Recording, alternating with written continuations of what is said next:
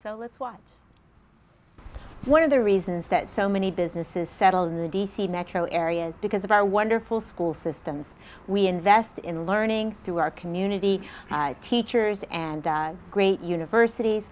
But sometimes what the students are learning in the classroom is not quite enough to form those foundations. And somebody who knows very lots about that is my guest today, Ralph Perrino. He is a professor, he is also an author, and he's an entrepreneur. He started a company called Northern Virginia Tutoring. Welcome, Ralph. Thank you. Pleasure to be here. I'm so glad you're here. Now, Thank you. Yeah, excuse the pun, but you and your wife, Denise, were ahead of the curve when you started your business tutoring 21 years ago in this area. What made you want to go into that business?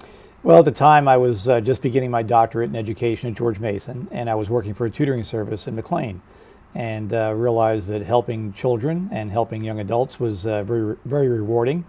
And 21 years later, we've helped thousands of kids and thousands of families, and it's still rewarding.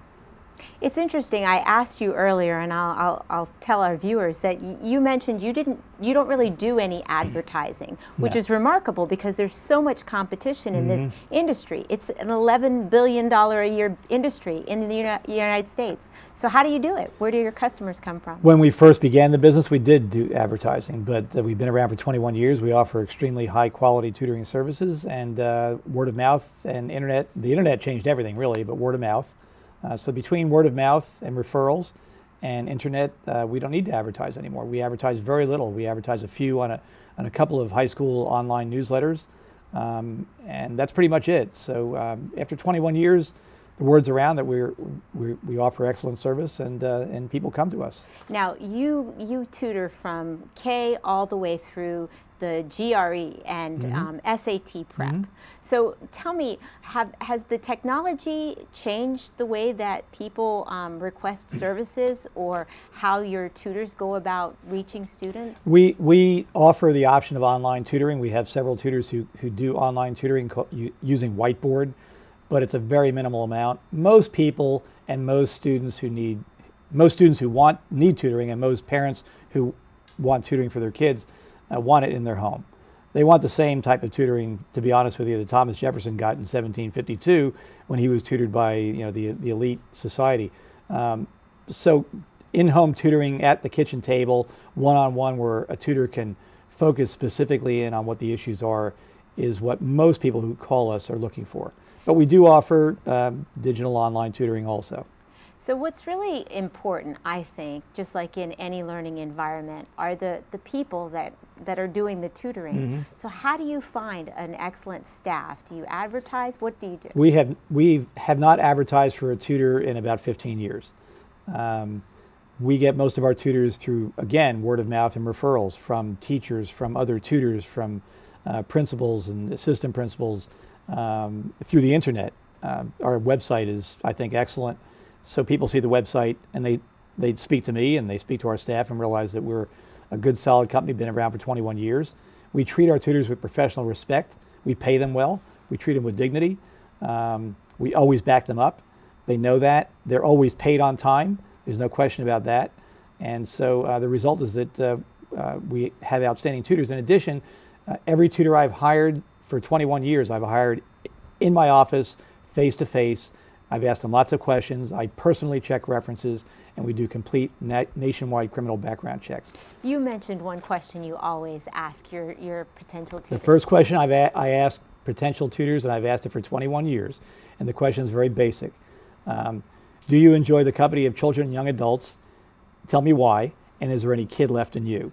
If I get a positive, animated response to that question, that's a real strong step forward. If I do not, more than likely that person's not going to be hired. I'm looking for people who really like kids, first and foremost. I know they can tutor or teach chemistry or Spanish or AP history.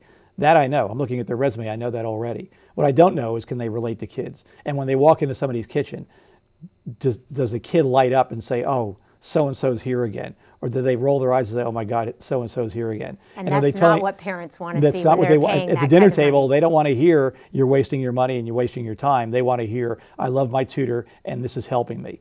And so that's the process I go through. So quality control at the very outset is absolutely essential to success of any business, but especially a tutoring service where you're dealing with children, a parent's prized possession, and you're dealing with their future. Now, you talked about several different things that you could do to improve your students' learning when we talked before, but there was something that you said was a common mistake that parents make, and it happens right around this time of year. Okay. Tell me what happens. Yeah, it's pretty basic. This time of year, it's June.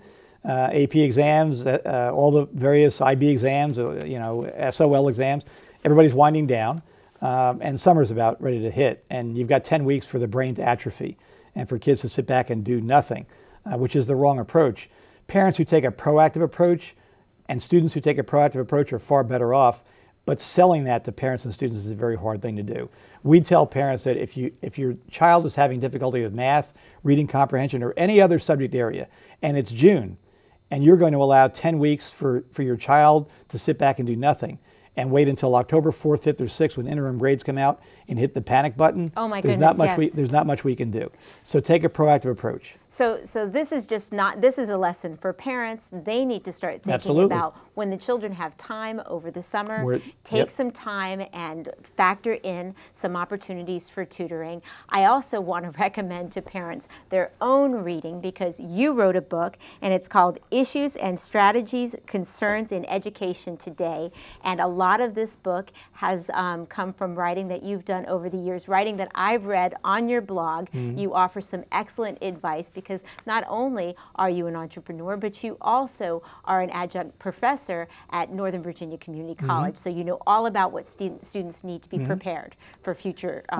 I teach sociology, yes, and that book reeks sociology. All right. So, well, listen, I want you to come back and see us again. We'll talk more about education. I want our viewers to go to nvtutoring.com to learn more, and certainly do subscribe. Go to the resource section and subscribe to the blog. I'm Miriam Gennari. Back to the news desk.